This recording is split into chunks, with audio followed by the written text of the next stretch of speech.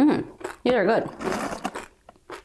Oh, hey, do you want some? I guess this isn't really easy to share through the screen, is it? Well, I thought I'd bring a snack with me before I start this video because what we're going to be talking about today might make me and you hungry. In this video, we'll be talking about the oh so popular Delicious in Dungeon, or otherwise known as Dungeon Meshi. Earlier this year, Dungeon Meshi, Delicious in Dungeon, ended up winning a Harvey Award for its manga. The Harvey Awards is known to be one of the comic industry's oldest and most prestigious awards.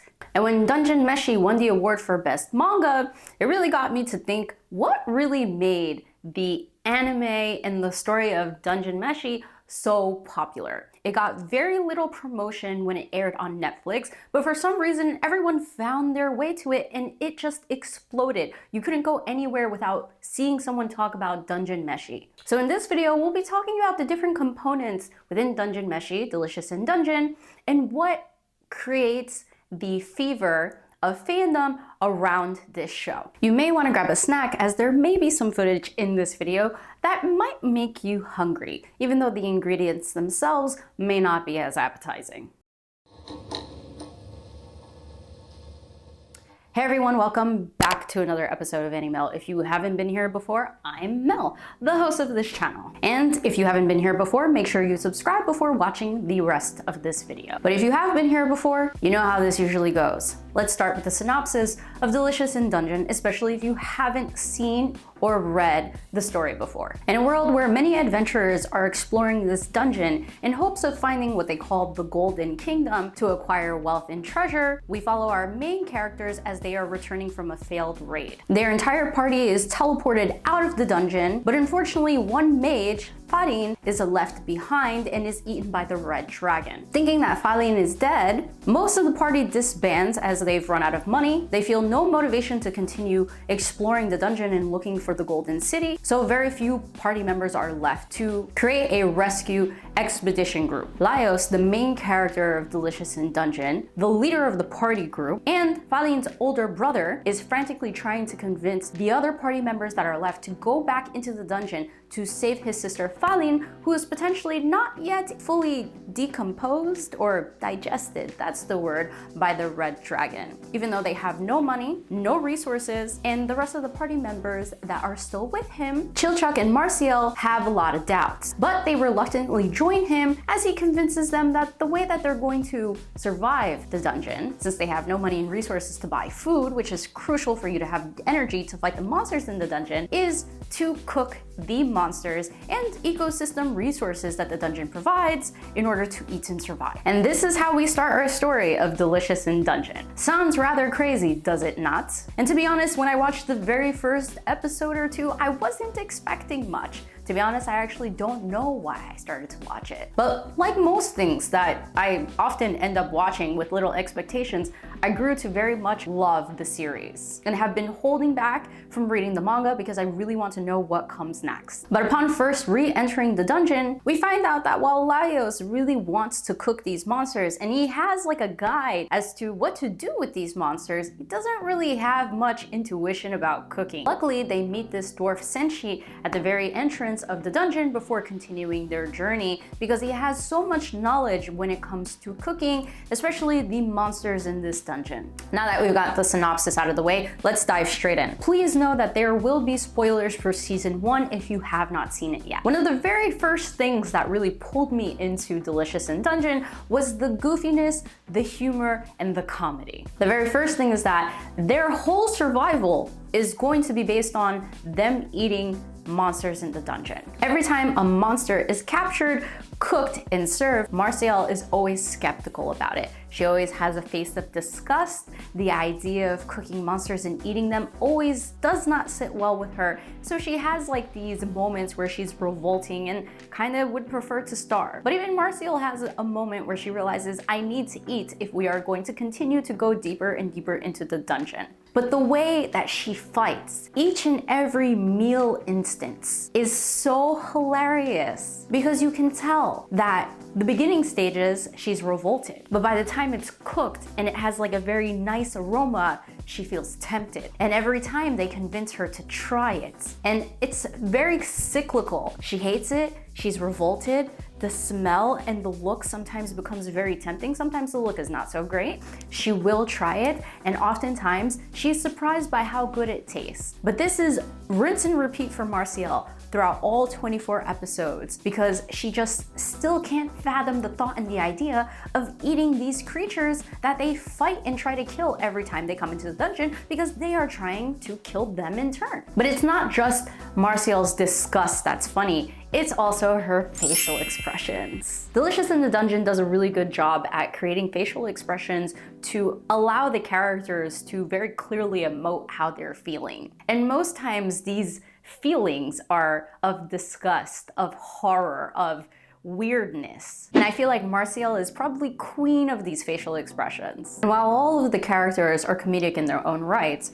our main character Laios has to be quite possibly the funniest for multiple reasons. Laios is very lovable, really quirky and odd though. You can tell that he has this immense passion for learning about monsters and having this desire to cook them every time he encounters a new one. He has such vast knowledge about the different dungeon monsters that they encounter as well. However, sometimes he has a hard time remembering people's names and faces, even though he's encountered them perhaps more than once. He tends to be kind of socially awkward, doesn't do well at reading the room because his obsession for monsters may at times put the rest of his party at danger. Perhaps not immense critical dying danger, but enough danger that perhaps they should turn away or kill the monster, like obliterate it without any second thought, because again, Laios's first mission whenever he encounters a new monster that he's read about and has had such a strong desire to taste it is to, hey, let's kill it, but make sure we don't damage it. Let's try to keep it as intact as possible so that we can cook it. Yeah?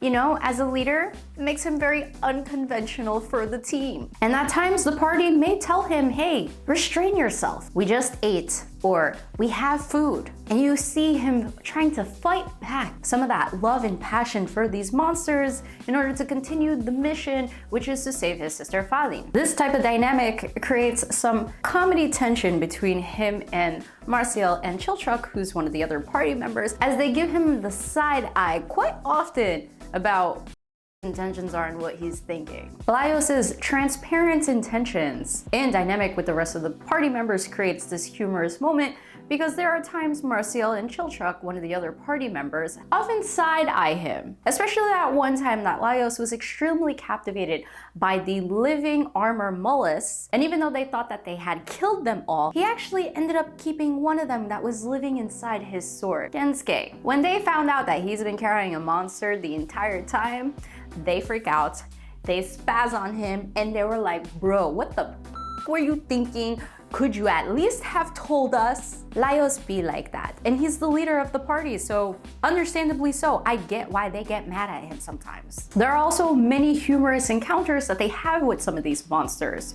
For example, in one of the very earlier episodes, they are trying to harvest one of their meals. One of these things that they're trying to harvest is a mandrake. But a mandrake is a creature in Delicious in Dungeon that lives in the ground. It's, I guess, a plant of some sort. But in order for you to harvest it, you have to be very careful, because if you just yank it out while you're in close enough proximity, it will scream its head off to the point that the person or the people near it may go mentally insane, and it will lead to death. And while this terrifies Marcial, Laios is like, but I've always wanted to try it. My guy, you're willing to try a monster that could kill you, and it does not even faze you one bit. Like, I'm concerned with your mental processing. But again, this is what makes a lot of these instances so comedic. And even though Marcial ends up finding a method for them to harvest without causing any harm to any of the other people in the party, she does almost end up dying in the process,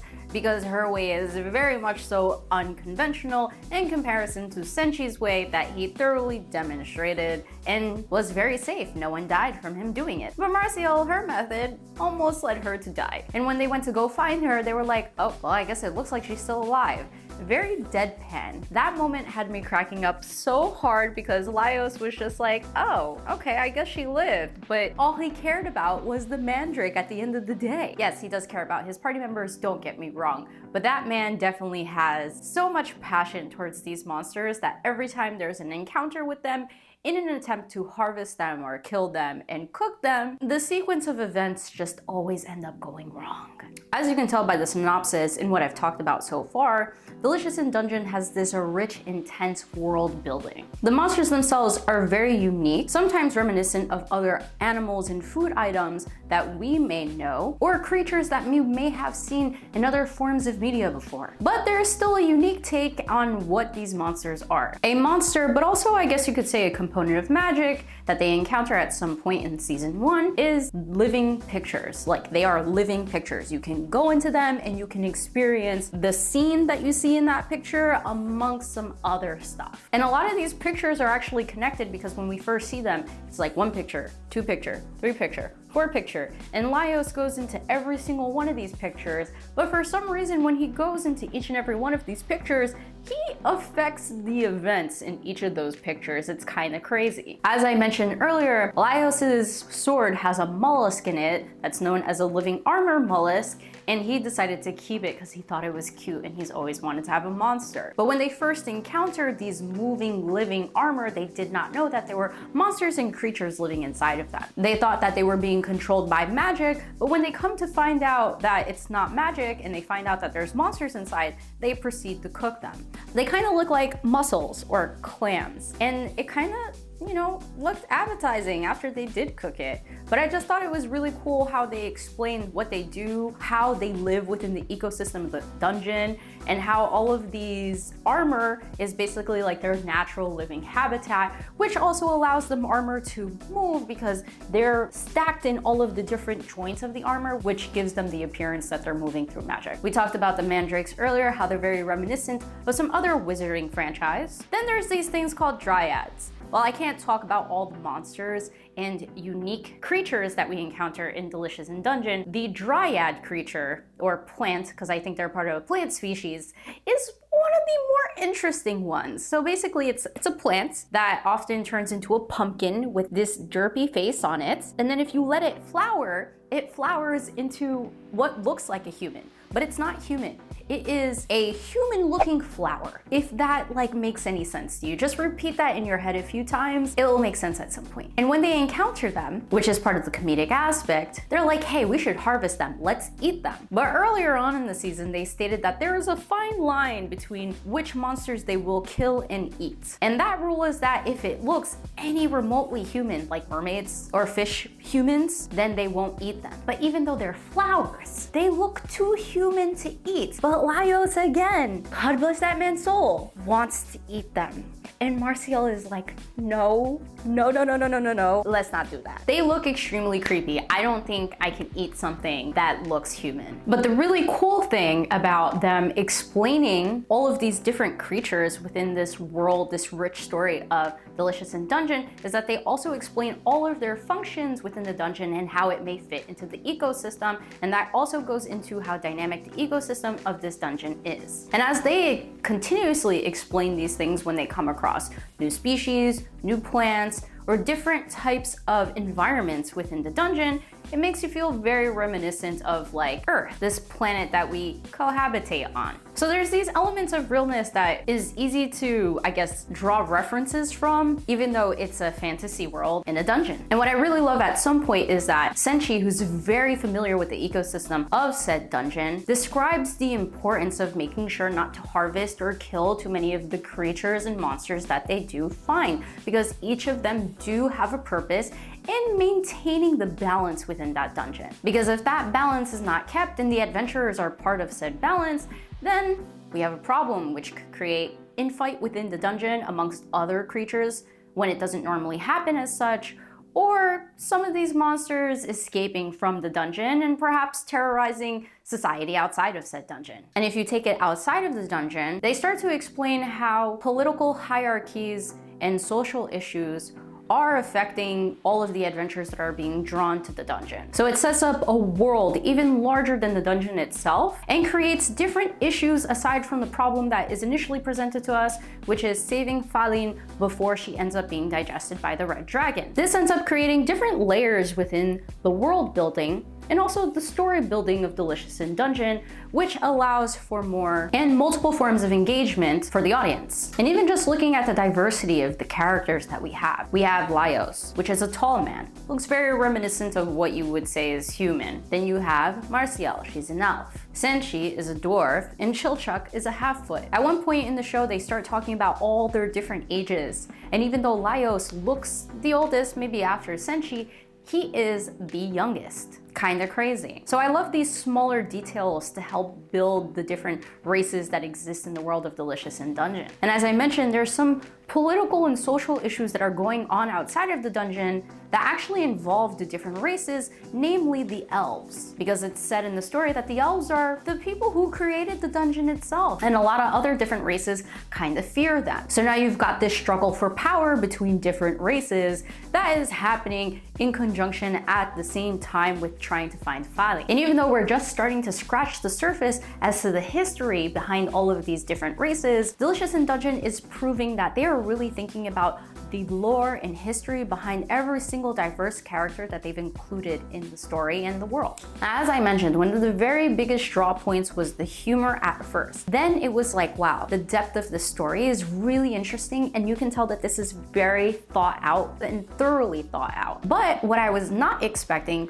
was this huge tonal change. Because even though we start off the story with a very serious matter that they need to go save Laios' sister before she essentially is dead, the journey along the way is packed with laughter, it's packed with jokes.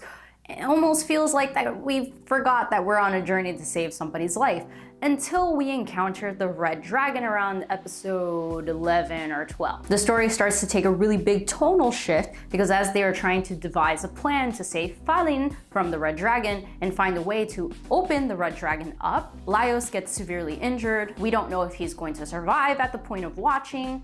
When they do open the red dragon up, they find out that Falin has been completely decomposed and digested, so there's nothing left of her. I was not expecting this. And the appearance of the Mad Mage, because their eyes always look tired and stressed out and they always look angry, was basically the creation of Laios popping into all of those living pictures, which was a very comedic moment. But this Mad Mage potentially is the person who may have created this dungeon and is the ruler of this dungeon. This Mad Mage instills a different type of fear and terror that lives deep within the dungeon despite all of the comedic moments that we've had along the way. And it starts to make you realize, wow, this is not a fun game. They're here for very serious reasons. And unfortunately, they're paying big price for some of the things that they did along the way and not being as cautious and careful. And unfortunately, all of the optimism that they had in the beginning quickly fades away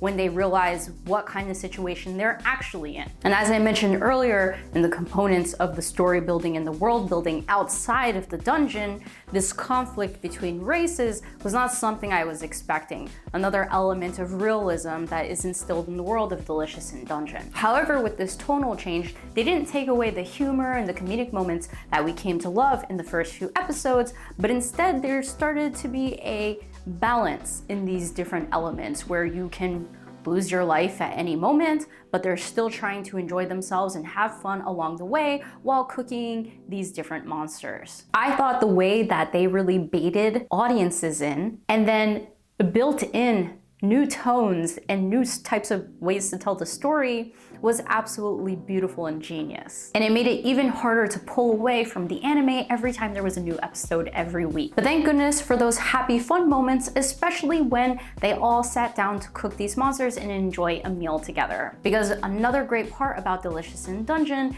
is the cooking. Who doesn't love seeing delicious food imagery in anime? Anime has been known to create some of the most delicious looking food items I've ever seen in any form of media. But I've gotta say, I wasn't expecting to be visually engaged by the beautiful food presentations and seeing them enjoying those meals when it was first proposed by Laios that they were going to be eating the monsters in the dungeon.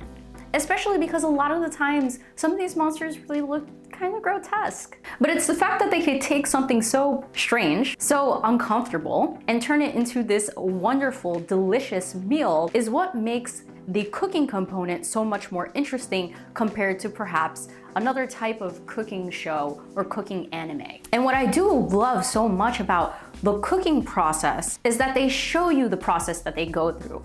Cleaning the monsters, adding herbs and spices and salt. It's not just let's cook it and there's no methodology to it, because cooking is all about the methodology, it's all about the science, it's all about the system. And I think if you're a foodie or someone who likes to cook, I think you can enjoy Delicious in a Dungeon cooking moments on a whole different level, because they almost make you feel like you can make this too, even though you don't really have monsters on hand to make, but perhaps you can make it with other like ingredients. I think it's safe to say if someone created a Delicious in Dungeon pop-up cafe, I'm in there. And I think it's safe to say that we can add Delicious in a Dungeon to another stack of other very popular anime due to the involvement of so many different genres. As we have seen in recent years, anime with many different genres to appeal to many different audiences have become exceedingly popular. I'm talking about the likes of Spy Family, and perhaps even Dan Da Dan. Delicious in a Dungeon definitely applies to this category now as having a wide appeal to various audiences due to the different genres. We're talking about fantasy, cooking, adventure, comedy, and perhaps much more. And you can see that when they introduced the tonal shift, the story continued to balance out despite involving a new element, which can be said the same with the different genres that have been included in Delicious in Dungeon. There is so much to enjoy in Delicious in Dungeon because of these many reasons. So it winning the Harvey Award for Best Manga this year was not really a surprise. The award just mimicked the great popularity that we saw earlier this year when Delicious in a Dungeon first appeared on Netflix. This anime and manga is one that may continue to pull in new fans as season 2 comes out, which I am greatly looking forward to. Thank you for watching this high-level breakdown as to why I think Delicious in Dungeon is such a popular anime and manga. And if you enjoyed this video, make sure you like, subscribe, or comment below so that I know whether I should create some more content around Delicious in Dungeon and dive even further into the different themes and elements of Delicious in Dungeon. And if you haven't watched or read Delicious in Dungeon yet, you can watch all 24 episodes from season 1 on Netflix now, or you can buy the manga box set from Yen Press. And if you really enjoyed my video and would like to dedicate a donation or resources so that I can continue to improve the quality of my channel, there's a link below to my Ko-fi page. You could donate whatever you want, but to be honest, I just really appreciate your support, your subscribership, and for being with me all this time. That's gonna do it for me though. I'm Mel, the host of AnyMel, and I will catch you on the next one. Bye!